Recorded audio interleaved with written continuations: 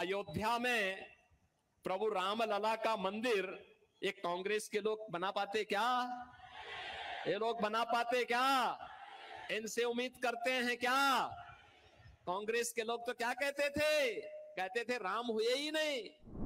भाइयों, ये वही कांग्रेस है जिसने राम के अस्तित्व पर प्रश्न खड़ा किया था, और यही कांग्रेस है जिसने हिंदुओं को अपमानित करने के लिए हिंदू आतंकवाद का शब्द भी दिया था। हिंदू आतंकवाद, नेशन फर्स्ट की बात करते हैं, और कांग्रेस और उनके गठबंधन के लोग फैमिली फर्स्ट की बात करते हैं।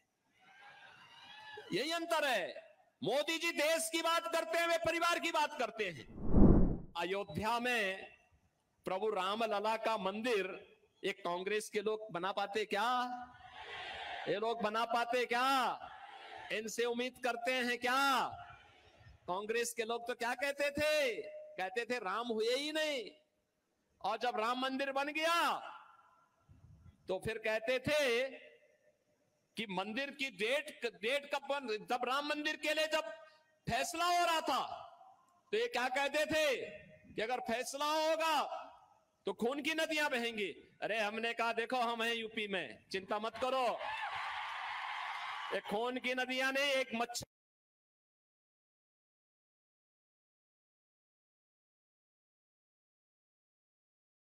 भी नहीं वाला, चिंता मत करो। बहन और भाइयों,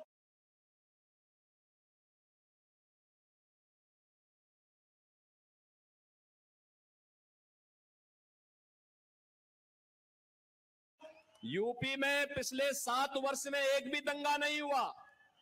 25 करोड़ की आबादी है, एक दंगा नहीं, कोई कर्फ्यू नहीं, और बड़े बड़े माफिया, एक तरफ राम मंदिर बना है और दूसरी तरफ बड़े बड़े माफियाओं का राम नाम सत्य है की यात्रा भी निकल गई है।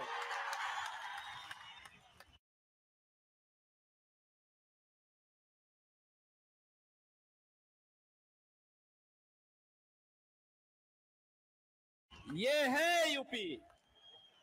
लेकिन मैं केवल आपसे कहने के लिए आया हूं, ये लोग आपकी आस्था का सम्मान नहीं कर सकते, कांग्रेस के लोग नहीं कर सकते।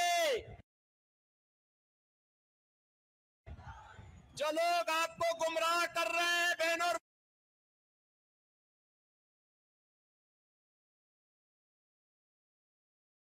भाइयों, ये वही कांग्रेस है जिसने राम के अस्तित्व पर प्रश्न खड़ा किया था, और यही कांग्रेस है जिसने हिंदुओं को अपमानित करने के लिए हिंदू आतंकवाद का शब्द भी दिया था। हिंदू आतंकवाद, क्या हिंदू आतंकवादी होता है क्या? ये कांग्रेस के लोगों को क्या हो गया था? यूपीए की सरकार थी और तब इन्होंने हिंदू आतंकवाद शब्द भी दिया था। और आप याद करिए कौन व्यक्ति था देश का गृह मंत्री उस समय, याद करिए। उसी के लोग, उसी के परिवार के लोग आज चुनाव लड़ने के लिए यहां पर अपने खूनी पंजे के साथ आपके बीच में आए होंगे, और उसी से सावधान करने के लिए मैं आपके बीच आया हूं, आपसे कहने के लिए। उस समय इन्होंने कहा था, जब मालेगांव के विस्फोट हो रहे थे, तब इन्होंने कहा था इसमें योगी आदित्यनाथ का भी नाम होगा, हम सीबीआई का रेड कराएंगे। हमने कहा एक बार प्रमाण के साथ भेजना मेरे पास थोड़ा। अपने कृत्यों पर इनको कभी पश्चाताप नहीं होगा। और बहनों और भाइयों, हिंदुओं को अपमानित करने के लिए, हिंदू आस्था पर कुठाराघात करने के लिए इन्होंने क्या कुछ नहीं किया है। कांग्रेस साथी तो 65 वर्षों तक शासन करने का उसे अवसर मिला था। वह भारत को दुनिया की एक बड़ी ताकत बना सकती थी, देश को नक्सलवाद आतंकवाद से मुक्त कर सकती थी, लेकिन आतंकवाद की जड़ कांग्रेस, देश के अंदर नक्सलवाद की समस्या कांग्रेस ने दी, गरीबी कांग्रेस ने दी, भ्रष्टाचार कांग्रेस ने दिया, देश की सुरक्षा में सेंध कांग्रेस ने लगाया। और अब तो कांग्रेस अपने घोषणा पत्र के माध्यम से ओबीसी अति पिछड़ी जाति यानी पिछड़ी जाति के आरक्षण पर और अनुसूचित जाति जनजाति के आरक्षण पर भी सेंधमारी करने का प्रयास कर रही है। कांग्रेस का घोषणा पत्र बताता है, वह कांग्रेस का घोषणा पत्र क्या कहता है? कांग्रेस का घोषणा पत्र इस बात की पुष्टि करता है कि यूपीए सरकार के समय कांग्रेस ने यही प्रयास किया था।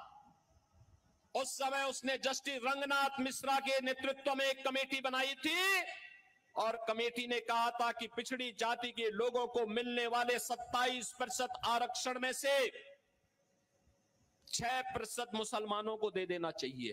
क्या हम अपने पिछड़ी जाति के लोगों के हक को किसी दूसरे को बांटने देंगे क्या? हिंदुओं का आरक्षण किसी को मिलना चाहिए क्या? और सच्चर कमेटी गठित करके इन्होंने मुसलमानों की कुछ जातियों को अनुसूचित जाति में शामिल करने का प्रयास किया था। वो तो भारतीय जनता पार्टी थी, विरोध किया था, तब ये बच पाया था। आज गुमराह कर रहे हैं कांग्रेस के लोग। ये अनुसूचित जाति, जनजाति और पिछड़ी जाति के आरक्षण में सेंध लगाने के लिए आज कांग्रेस ने साजिश रच दी है और इसीलिए अब वह तमाम प्रकार के झूठ का सहारा ले रही है। और बहनों और भाइयों, मैं इसीलिए आपसे कहना चाहता हूं, कांग्रेस के नेतृत्व में जो महागठबंधन बना है देश के अंदर, बहनों और भाइयों, ये देश की महासमस्या है। इस समस्या को जितनी जल्दी आप अपने से दूर कर पाएंगे, देश उतनी तेजी के साथ आगे बढ़ पाएगा। ये भारत के विकास का बैरियर है। ये आतंकवाद, नक्सलवाद की समस्या में सबसे बड़े बैरियर है। ये देश के अंदर आपको बांटेंगे। पहले कांग्रेस गुमराह करने के लिए क्या कार्य कर रही है, इसके लिए इसने आपको क्या एक झुंझुना पकड़ाया है। ये कह रही है हम पहले जातीय जनगणना करेंगे, जातीय जनगणना करके हिंदुओं की जातियों को आपस में लड़ाएंगे, फिर आपस में लड़ाने के बाद जब आरक्षण का मुद्दा इनके मुद्दे से अलग हो जाएगा, उसमें लोगों का ध्यान आपस में लड़ने में ही हिंदू लड़ने लग जाएगा, तो उसके बाद चुपचाप आपके हक पर ये उसको मुसलमानों को देने का काम करेंगे और फिर भारत के इस्लामीकरण का, तालिबानीकरण की एक रूपरेखा अपने घोषणा पत्र के अनुसार कांग्रेस तैयार कर देगी। हमें कांग्रेस के इस मंसूबे को सफल नहीं होने देना है। बहनों और भाइयों, इस देश का फिर से मजहब के आधार पर बंटवारा नहीं होने देना है और इसके लिए चाहे कोई भी कुर्बानी देनी पड़े, हमें इसके लिए अपने आप को तैयार करना है और इसीलिए हम आए हैं। आज जो परिवर्तन आपको देश के अंदर देखने को मिल रहा है, ये परिवर्तन का नेतृत्व करता, इसके सारथी हैं देश के प्रधानमंत्री मोदी जी। और आज हमारा दायित्व बनता है 10 वर्ष तक बिना रुके, बिना डिगे, बिना झुके मोदी जी ने देश के विकास के लिए 24 घंटे 365 दिन लगातार 10 वर्ष तक काम किया है। और आज इसीलिए मैं आपसे अपील करने के लिए आया हूं, अगर मोदी जी अपने स्तर पर मेहनत करते हैं, कार्य करते हैं, देश के लिए सोचते हैं, नेशन फर्स्ट के लिए कार्य करते हैं, मोदी जी नेशन फर्स्ट की बात करते हैं और कांग्रेस और उनके गठबंधन के लोग फैमिली फर्स्ट की बात करते हैं। यही अंतर है। मोदी जी देश की बात करते हैं, वे परिवार की बात करते हैं। मोदी जी कहते हैं भारत को विकसित बनाएंगे, वे कहते हैं नहीं, हम भारत को बंटाधार कर देंगे, बांटना चाहते हैं देश को। क्या भारत को बांटने वालों का साथ देंगे क्या? बहनों और भाइयों, देश के अंदर जो सुरक्षा का माहौल है, देश के अंदर विकास का जो माहौल है, भारत का जो दुनिया के अंदर सम्मान बढ़ा है, मोदी जी नेतृत्व करता है, मोदी जी को श्रेय जाता है, लेकिन उससे बढ़कर का श्रेय आपको है, क्योंकि आपने मोदी जी पे विश्वास किया है। और इसीलिए इसके लिए मैं आपका अभिनंदन करता हूं और इसीलिए आपसे अपील करता हूं, आपका एक वोट, आपका एक वोट अगर गलत दिशा में जाता है, आतंकवाद का पुराना दौर वापस आ जाता है। लेकिन अगर भारतीय जनता पार्टी के पक्ष में जाता है, आत्मनिर्भर और विकसित भारत की परिकल्पना को साकार करता है।